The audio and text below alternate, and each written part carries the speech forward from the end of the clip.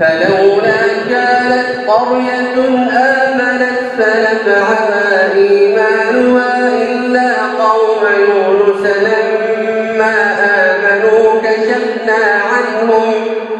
كشفنا عنهم عذاب الخزي في الحياة الدنيا ومتعناهم إلى حين ولو شاء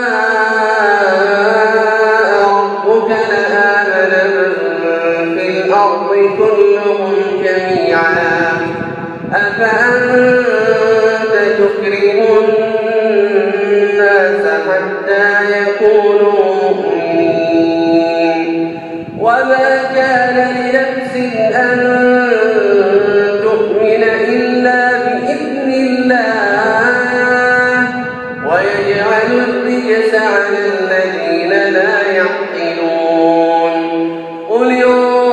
انظروا ماذا في السماوات والأرض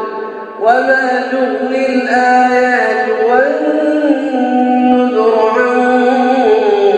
قوم لا يؤمنون فهل ينتظرون إلا مثل أيام الذين خلوا من قبلهم قل فانتظروا إني معكم من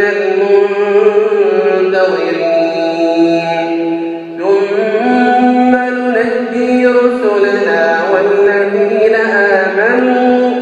كذلك حقا علينا ننجي المؤمنين